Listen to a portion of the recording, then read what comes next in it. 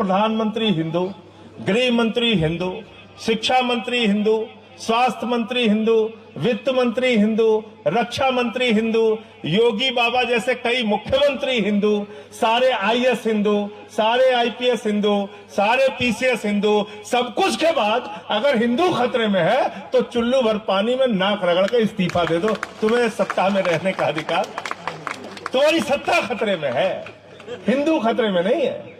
लेकिन आपको उलझा के रखा हुआ है, आपको उलझा के रखा हुआ है। आपके आरक्षण का विरोध कभी किसी मुसलमान को करते हुए देखा आपने?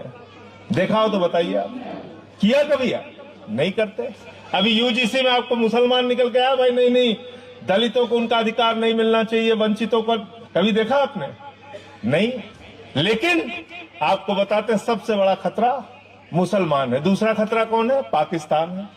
पाकिस्तान। तो मैंने पूछा भाई पाकिस्तान की आबादी कितनी है? कहने लगे 23 करोड़। हमने कहा हमारा यूपी वाला ही अकेले उससे आगे 25 करोड़, तो हमारे यहाँ अकेले बैठे हुए हैं, अकेले 25 करोड़। हमने कहा बजट कितना है पाकिस्तान का? तो कहने लगे 6,15,000 करोड़। और उत्तर प्रदेश का बजट कितना है? 9 लाख करोड़। कितना अकेले एक प्रदेश का बजट? 9 लाख करोड़। ऐसे पाकिस्तान से आपको दिन रात डराते रहते हैं। तो ये डरा कर कब तक राजनीति होगी? डरा कर कब तक आपसे आपका वोट लिया जाता? प्रधानमंत्री हिंदू, गृह मंत्री हिंदू, शिक्षा मंत्री हिंदू, स्वास्थ्य मंत्री हिंदू, वित्त मंत्री हिंदू, रक्षा मंत्री हिंदू, योगी बाबा जैसे कई मुख्यमंत्री हिंदू, सारे आईएएस हिंदू, सारे आईपीएस हिंदू, सारे पीसीएस हिंदू, सब कुछ के बाद अगर हिंदू खतरे में है तो चुल्लू भर पानी में नाक रगड़ के इस्तीफा दे दो। तुम्हें सत्ता में रहने का अधिकार, तुम्हारी सत्ता खतरे में है, हिंदू खतरे में नहीं है। लेकिन आपको उलझा के रखा हुआ है, आपको उलझा के रखा हुआ है।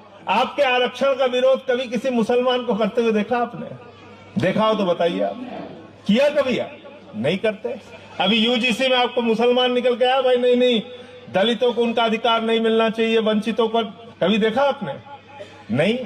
लेकिन आपको बताते हैं सबसे बड़ा खतरा मुसलमान है, दूसरा खतरा कौन है? पाकिस्तान है। पाकिस्तान। तो मैंने पूछा भाई पाकिस्तान की आबादी कितनी है? कहने लगे 23 करोड़।